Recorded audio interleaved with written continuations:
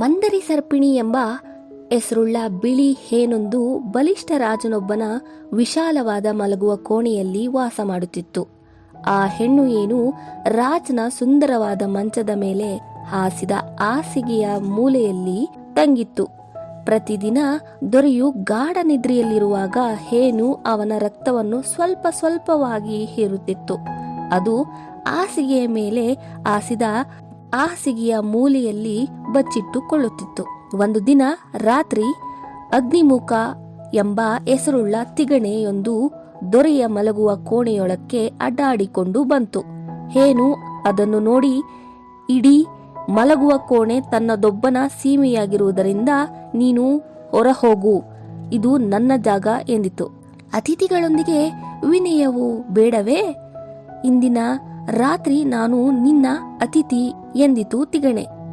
ತಿಗಣೆಯ ಮಧುರ ಮಾತಿಗೆ ಹೇನು ಮರುಳಾಯಿತು. ಹೇನು ತಿಗಣೆಗೆ ಆಶ್ರಯ ಕೊಟ್ಟಿತು. ಒಳ್ಳೆಯದು, ಇಂದಿನ ರಾತ್ರಿ ನೀನು ಇಲ್ಲಿ ಉಳಿದುಕೊಳ್ಳಬಹುದು, ಆದರೆ ನೀನು ರಾಜನನ್ನು ಕಚ್ಚಬಾರದು. ನಾನು ನಿನ್ನ ಅತಿಥಿ, ನನಗೆ ತಿನ್ನಲು ನೀನು ಏನು ಕೊಡುವೆ? ಜಾಣ ತಿಗಣೆ ಪ್ರಶ್ನಿಸಿತು.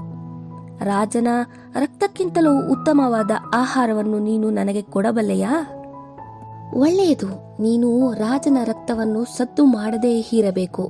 ಅವನಿಗೆ ಯಾವ ರೀತಿಯಲ್ಲೂ ನೋವನ್ನುಂಟು ಮಾಡಬಾರದು. ಷರತ್ತು ಹಾಕಿತು ಏನು. ಒಪ್ಪಿದೆ ಎಂದು ಜಾಣತಿಗಣೆ ಹೇಳಿ ರಾಜನು ಬಂದು ಹಾಸಿಗೆಯ ಮೇಲೆ ಮಲಗಿ ನಿದ್ರೆ ಮಾಡಲಿ ಎಂದು ಕಾಯುತ್ತಾ ಕುಳಿತಿತ್ತು.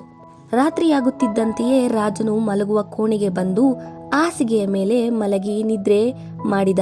ತಿಗಣೆ ತನ್ನ ವಚನವನ್ನು ಮುರಿದು ಮಲಗಿದ ರಾಜನ ರಕ್ತವನ್ನು ಹೀರಲು ಬಲವಾಗಿ ಕಡಿಯಿತು. ಇದು ರಾಜನ ರಕ್ತ ಎಂದು ತಿಗಣೆ ಸಂತೋಷದಿಂದ ರುಚಿಯಿಂದ ಚಪ್ಪರಿಸುತ್ತಾ ಆಮೇಲೆಯೂ ಕಡಿಯಿತು. ರಾಜನಿಗೆ ಅವನ ಚರ್ಮದಲ್ಲಿ ಭಯಂಕರ ನೆವೆ ಉಂಟಾಗುವವರೆಗೂ ಅವನ ರಕ್ತವನ್ನು ಕುಡಿಯುತ್ತಿತ್ತು ತಿಗಣೆ. ರಾಜನಿಗೆ ಎಚ್ಚರವಾಯಿತು. ಸೇವಕರುಗಳನ್ನು ಕರೆದು ತಿಗಣೆಯನ್ನು ಹುಡುಕಿ ಕೊಲ್ಲುವಂತೆ ಅಪ್ಪಣೆ ಮಾಡಿದ. ಆದರೆ ತಿಗಣೆಯು ಮಂಚದ ಸಂದುಗಳಲ್ಲಿ ತುಂಬಾ ಕುಶಲತೆಯಿಂದ ಅಡಗಿಕೊಂಡು ಸೇವಕರ ಕಣ್ಣಿಗೆ ಬೀಳದಂತೆ ತಪ್ಪಿಸಿಕೊಂಡಿತು.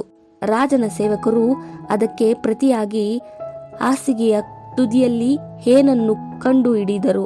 ಅದನ್ನು ಹಿಡಿದುಕೊಂಡು ಕೊಂದು ಹಾಕಿದರು. ಮಾರಲ್ ಆಫ್ ದ ಸ್ಟೋರಿ: ಅಪರಿಚಿತರನ್ನು ಎಂದೂ ನಂಬಬೇಡ. ಮೋಸ ಮಾಡೋರು ಯಾವತ್ತಿದ್ರೂ ಮೋಸ ಮಾಡೇ ಮಾಡ್ತಾರೆ. ಪ್ರಾಮಿಸ್ನ ಬ್ರೇಕ್ ಮಾಡೋರು ಯಾವತ್ತಿದ್ರೂ ಮಾಡೇ ಮಾಡ್ತಾರೆ. ಒಟ್ನಲ್ಲಿ ಬ್ಲೈಂಡ್ ಆಗಿ ಯಾರನ್ನೂ ನಂಬಬೇಡ ಅಷ್ಟೇ. Subscribe the channel for more such stories.